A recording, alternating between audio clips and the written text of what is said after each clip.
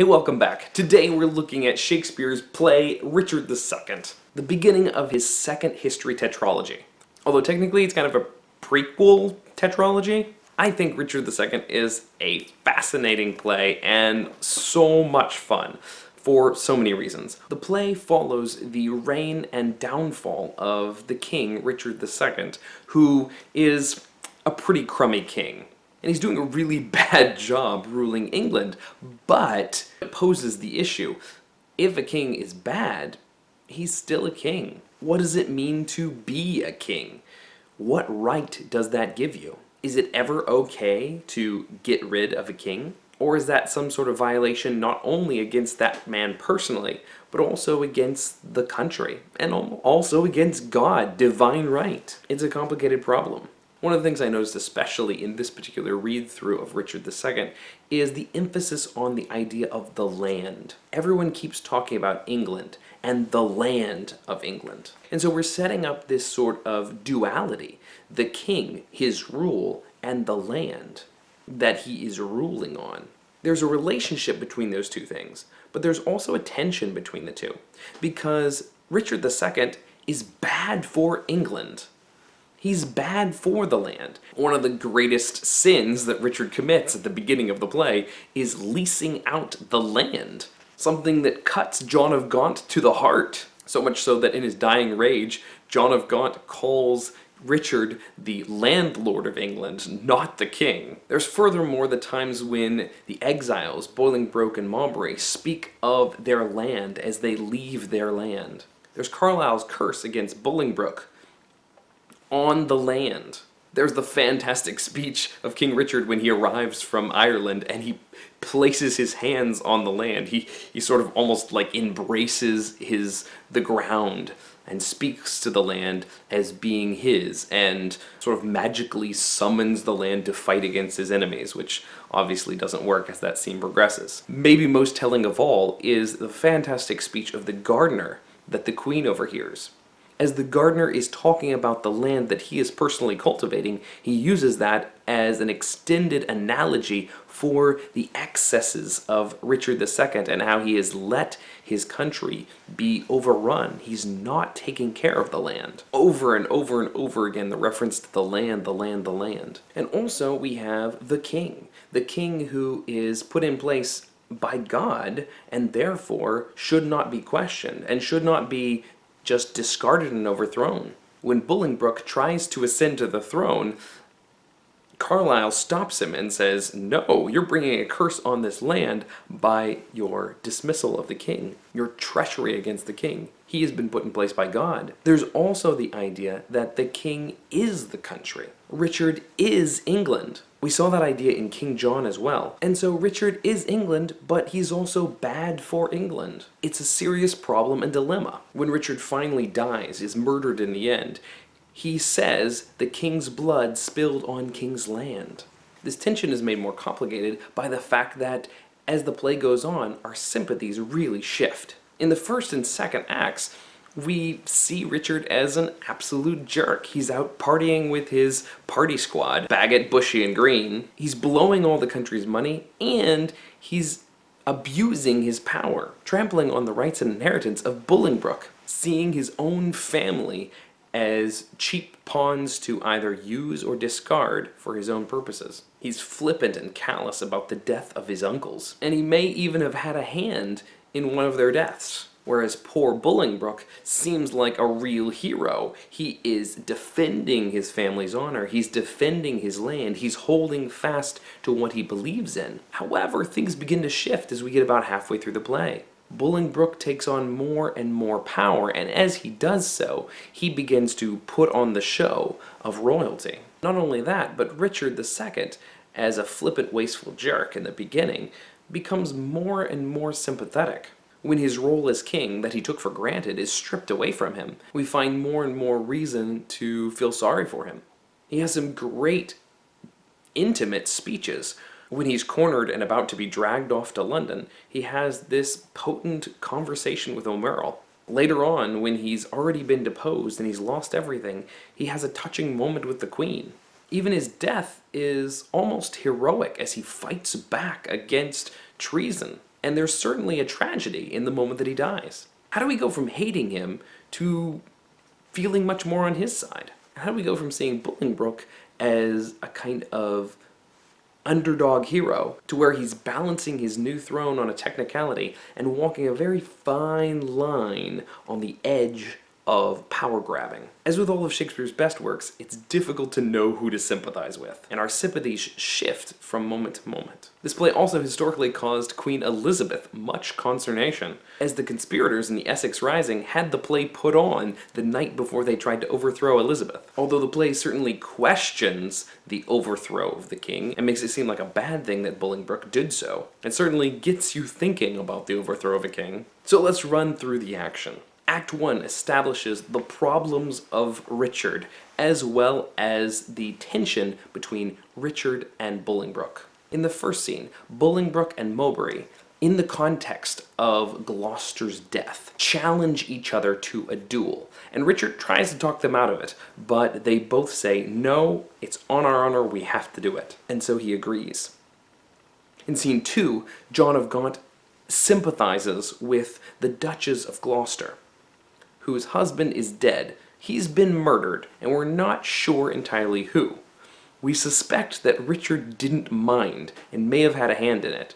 Mowbray also may have been involved, and the Duchess wants justice, especially against Richard. But John of Gaunt says, Richard is the king. We can't touch him. We have to ask God for help because we can't step in and take out God's anointed king. It's divine right. By scene 3, we've set up for that duel between Bolingbroke and Mowbray. But just as the duel begins, King Richard drops his scepter and says, never mind, I'm banishing you both. Although he does shorten Bolingbroke's banishment to 6 years, it's still heartbreaking for both of them. And Bolingbroke says his goodbyes to his father, who he assumes will die very soon. Act 1 ends by showing the king hanging out with his party squad, Bushy, Bagot, and Green, and talking about how he's already blown the country's money, but he wants to go to war with Ireland, so he's going to have to find a new way to raise money. O'Merle shows up, who is the king's cousin, the son of the Duke of York, and he talks about how Bolingbroke looked as he left. O'Merle and Bolingbroke don't like each other, mostly because O'Merle is definitely a king's man. He's in the yes man party squad, and Bolingbroke is having none of it. But they also hear that John of Gaunt, Bolingbroke's father, is dying, and the king literally parties his way to John of Gaunt's house, hoping to get there just after Gaunt dies so that he can take his cash. It's a brutal and heartless moment. Act 2 demonstrates the rising tension created by these problems. It opens with John of Gaunt and the Duke of York, brothers, talking to each other and grieving over what they see as the problems in the land. Especially John of Gaunt, who is now about to die, and his son's already been exiled. He no longer has any reason to hold back, and he's about to let the king have it. York is still trying to be the uncle and the duke he's supposed to be, and honor the king's throne. But he's angry too. He just suppresses it more. When the king comes in, John of Gaunt gives him an angry rant that the king manages to sort of dismiss as a dying man's rant, and York tries to apologize for him. But as soon as he is dead, the king is immediately selling off his estate to raise some cash.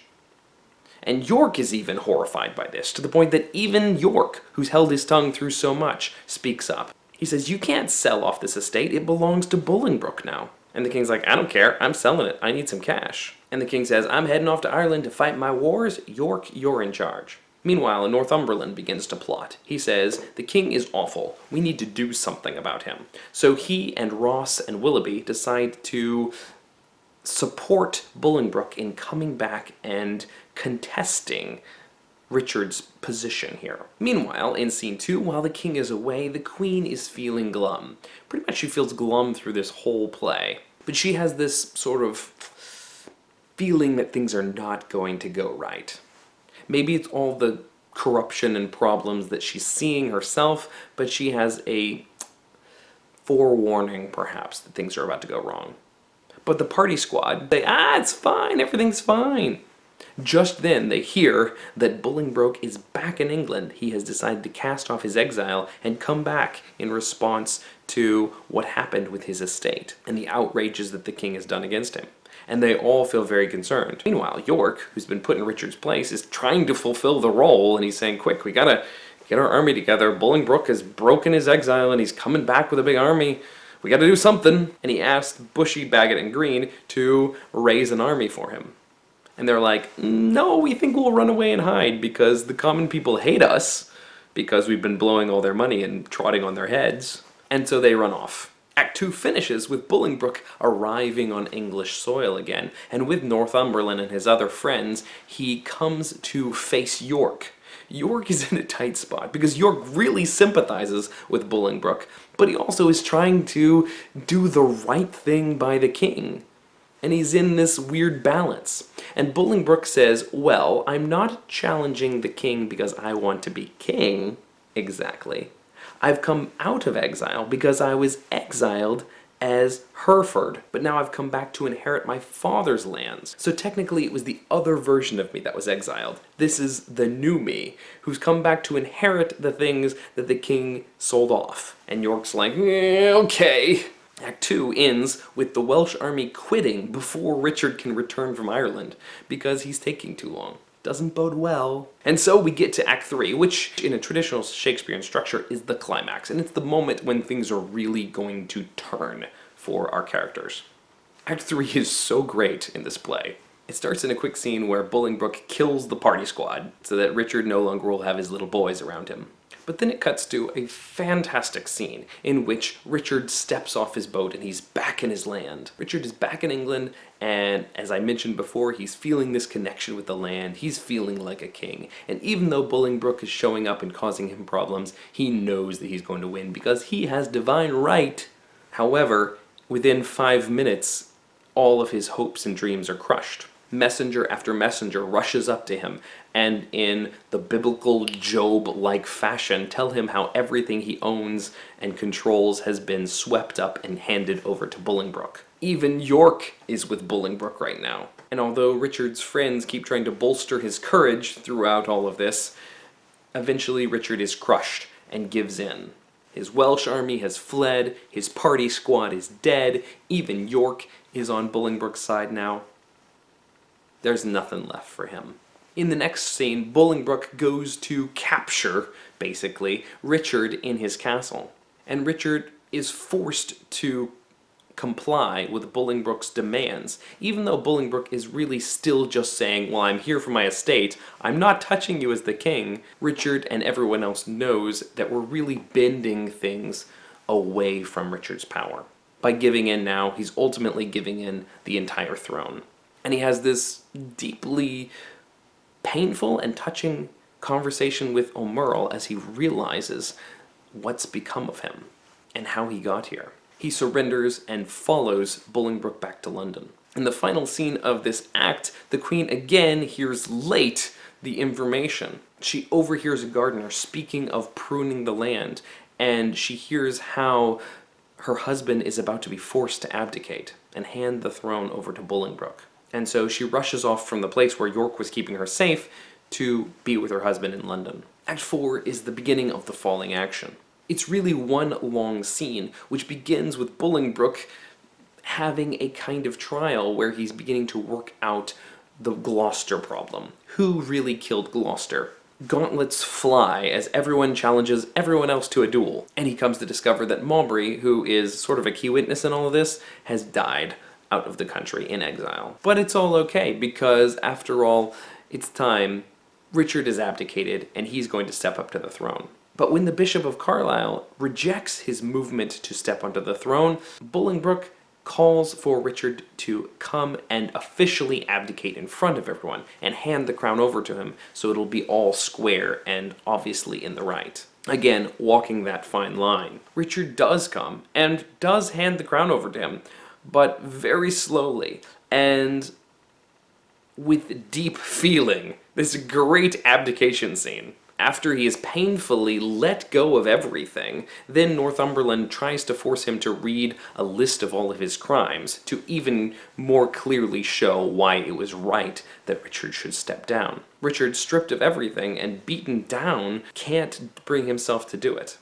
But ultimately Bolingbroke lets him go. As everyone leaves, the Bishop of Carlisle and O'Merle and a few others begin a plot to get rid of Bolingbroke. And we have that second spike of action that so often emerges in the fourth act of a Shakespeare play.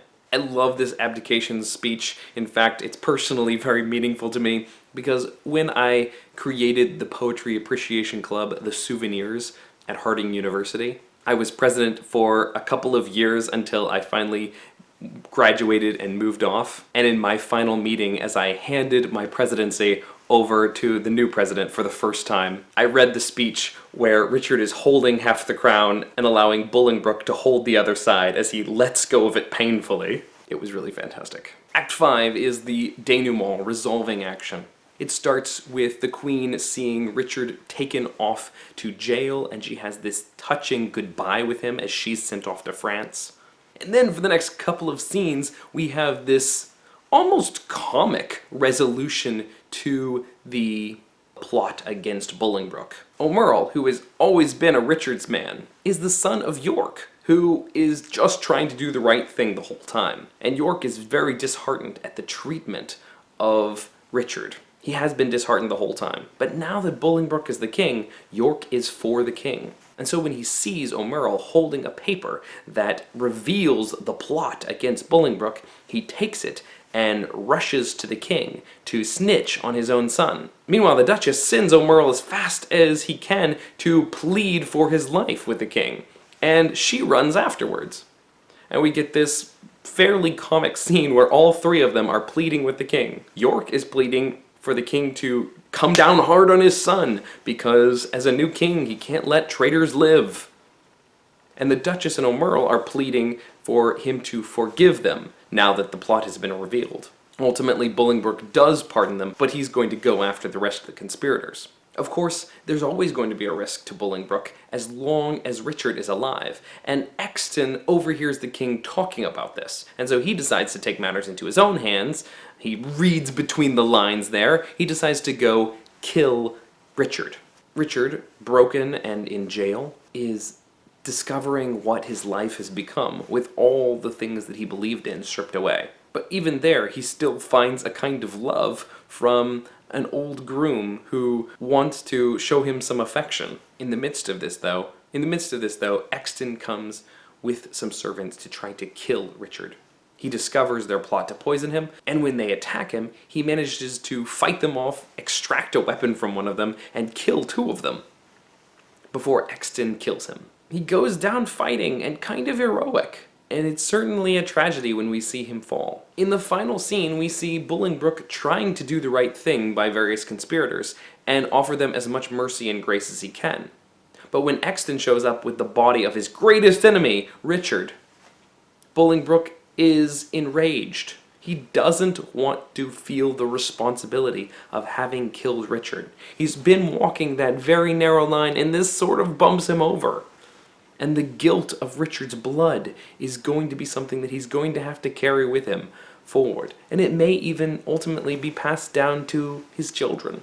After all, that curse that Carlisle laid on him when he first tried to ascend the throne certainly sounds like the kind of repercussions we're ultimately going to hear about in the War of Roses. Bolingbroke's grabbing of the throne and becoming Henry IV is the action that leads to the divide between the houses of Lancaster and York, and all of the violence and bloodshed that we see, especially in the Henry VI plays. Thanks for watching. You can continue to watch my other Shakespeare discussions. They're all linked in the description below. And next up, we'll be doing not a play, but one of Shakespeare's longer poems, Venus and Adonis. I'll see you then. Bye-bye.